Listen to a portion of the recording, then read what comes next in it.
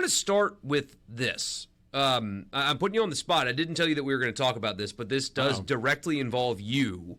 I didn't do it. So you and Robbie have spent time on the podcast talking about like administrative fan stuff with Mississippi State. Yeah. And one, I think that's a great thing to do. I do it a lot because I think the fans are often forgotten just in general in sports, especially in college sports. I am very pro-fan. Well, like this idea of, well, just don't go is, I think, an unfair position to have. Mm-hmm. But there seems like some of the reaction to what you guys have said has been, is divisive the right word? Not every State fan is in agreement with you guys. Now, parsing message boards is not the best gauge of opinion sometimes, but there is very clearly a difference in reaction on one versus another. And some people are like, hey, guys, thank you for, speaking on behalf of us. You guys have the platform. You have the voice. Hey, Dad, you've got 12 stations that cover 82 counties in Mississippi and an incredibly well-listened-to podcast, and so thank you for speaking up. And then there's another half that's like, everything's fine, it's all good, people are complaining just to complain, ignore it, everything's fine. So I kind of want to just bring the podcast topic here, and so like you and Robbie have been hitting on a lot of things, so what are those things, and like how do you feel about the way fans have responded to you guys not calling out people, but essentially saying, hey, administratively, Mississippi State needs to do better too, not just on the field? And this isn't just necessarily a Mississippi State thing, but there's a portion of every fan base, and Mississippi State's have them, that the university could serve them up a big bucket of crap. And if they told them it was chocolate ice cream, they'd grab a spoon and start eating it. I mean, and that's just how I think every fan base has one. They don't want to question. They feel like they're a bad fan if they question literally anything that the university or its employees does. That's how you end up with a lot of fans who they value the employees of the university more than the university. That's when a coach is losing, they're like, oh, he's going to be fine. You don't know anything. And, he's out there getting, his head kicked in every week. Mississippi State right now, and I talked to a friend of mine today, and he made a good point. It's like, this is kind of the moment State's in started when Mullen left. And it started rolling downhill at that point, and now it's got to the point where it's an issue. That you just don't have any excitement, any juice in this football program. And we go back to when Levy was hired, and he talked about bringing excitement and showtime and all this, and, it just hasn't happened. And the play on the field, it is what it is, right? But the fan experience in Mississippi State right now is not great. It just isn't great. And you have an athletic department that's trying to rebrand itself. And I always kind of laugh when they talk about branding in athletic departments, because the people who buy your stuff are your fans. Very rarely is some rando in Vermont going to buy a Mississippi State shirt because they like the logo. The people who buy your stuff are your fans. Now, when you have a national they're connected brand, in some way. Right. When you have a national brand like Alabama over Ohio State, yeah, some people will just buy those shirts. Or you have sickos like me who are like, hey, Mississippi State's never going to play Pitt, so I have a Pitt shirt. So, that's fine. And it just so happens that Pitt is awesome this year. Yeah, I wore it today out on my walk. So right now, there's just a lot going on at State. There's a lot of little things that aren't getting taken care of, and they just pile up and pile up and pile up to a point where going to the game is a real chore. And I mean, on top of the fact that you have to spend all this money, not to mention the money you're spending for NIL, and to go watch a 1-7 football team. But the experience of that game is also not, it's not fun right now. It's just not what it needs to be in 2024 when tickets and hotels and NIL and everything else are draining your pocketbooks. It should be the best possible experience. And you should be leaving the game saying, well, it sucked that we lost, but at least everybody had a really good time. The stadium was cool. We had a lot of fun, and it just, the game was the only problem today. But instead, you just have people, when you go to Davis Wade Stadium right now, you can't hear anything on the sound system. State is one of the few schools in the conference that don't have LED lights. I don't know if they all have them yet or not, but it feels like they're getting that way, and State might be the last one to do it. You talk about you want to rebrand from the banner M to the State script, but there are still banner M's that are easily replaceable all across the stadium.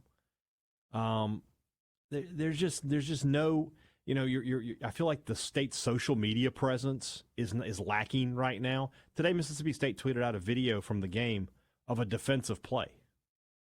And it said, like, tip drill, hashtag Showtime. They gave up 58 points and almost 700 yards. What are you doing? Like, it feels like, the uniform thing, I don't feel like going too far down. We don't have to do that today. We've already done that. But it does, but there is a portion of your fan base that's not. I mean, I think State's base uniform, which I don't have a problem with the State script. I like it a lot. But like the base uniform is just very bland. It's just unexciting. So there's just a lot of things on top of that. And people, one of the things that's getting to me right now is the whole, I guess if they had a better logo, they would have won.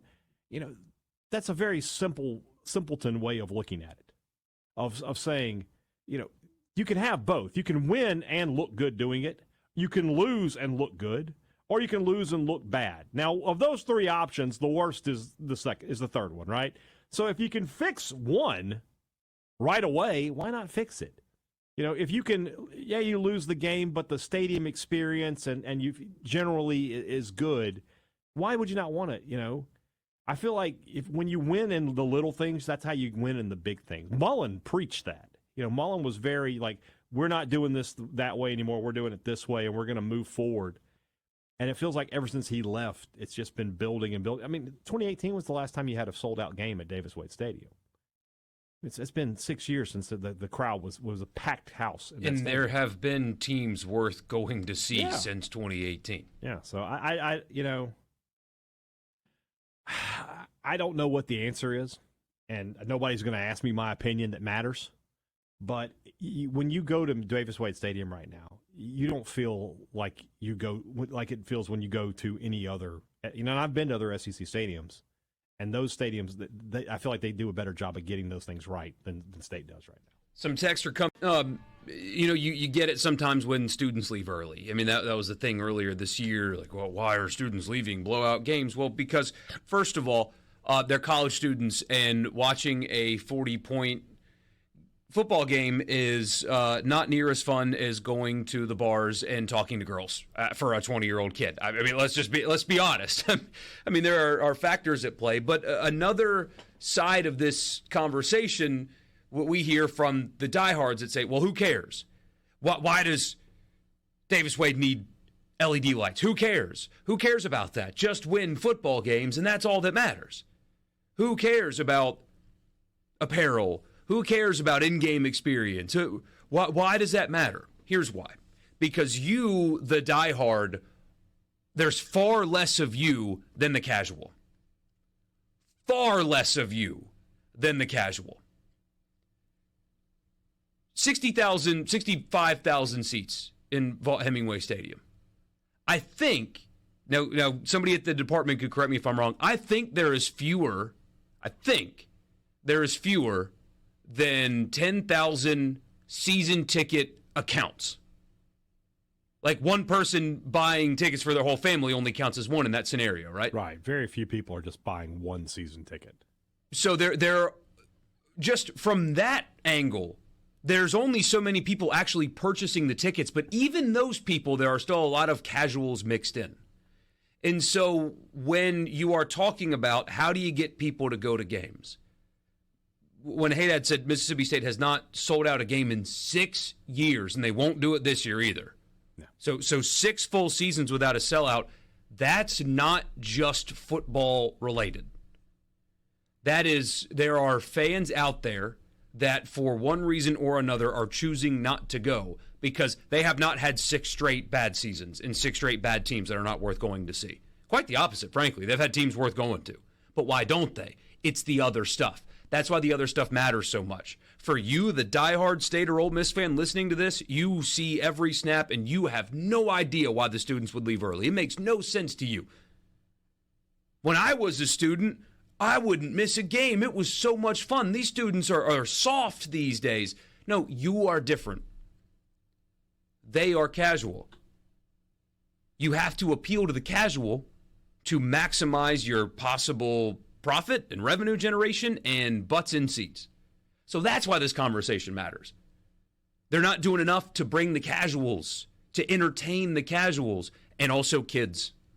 I talked about it after the Ole Miss Georgia Southern game. He's now 5, but a 4-year-old, his first major football game. 4-year-olds don't really understand the nuances of the game of football, right? I mean, they watch it, he understands what a touchdown is, and he knows it's good when one team tackles the other. But I got him to sit for 3.5 hours at a football game. Why? Light shows, fireworks, stuff was happening. There were things going on for those 3.5 hours. He was entertained. And that makes the next time I want to take him to a game a lot easier. If it was just a football game, we wouldn't go back. Yeah. Because he would have been bored. We got a text here. Been a Mississippi State club level season ticket holder since 2016. I went to the Texas game this year and then realized how far behind Mississippi State was in fan and game day experience. I won't waste my data plan typing about how bad Davis Wade Stadium is compared to other SEC venues. Thank you for talking about this. And then I had kind of a similar realization. When you're working, when I would go to a road game and work, I'm kind of locked into the game, and I'm not. But last year I attended a game at Ole Miss as a fan. Not as a fan of Ole Miss, obviously. But you sat with fans. I sat with fans. I was just there to enjoy the game. And it's striking how much, that party in the SIP slogan is taking hold, and that's what that felt like. It felt like, now it helps when your team's good. Don't get me wrong. And all that stuff does kind of fall flat. If Ole Miss is, what is Ole Miss right now? They're 6-2? Yes. If Ole Miss is 4-4 right now, that kind of stuff falls flat when you're playing those things. But when it works, it works. And you go to state, and it's you can't even hear the announcers over the speakers because they're just so bad. And that's something that's been needing to be replaced for 7-8 years. You go back to when State first remodeled Davis Wade and expanded it, and they were talking about even then, like, we know there's some issues with the speaker systems. We're going to get those fixed. That was 2014. It's 2024, and so. I know in this day and age of NIL and asking fans to spend money, I understand that, you want most of your money, most of your funds going to NIL. But at some point you just have to say, hey, we can't, this isn't right. There are high school football stadiums in this state that have LED lights and better sound systems than Davis Wade Stadium. That can't be allowed to continue. So you just have to bite the bullet at some point and say, hey, we got to fix this. And you just don't have any choice.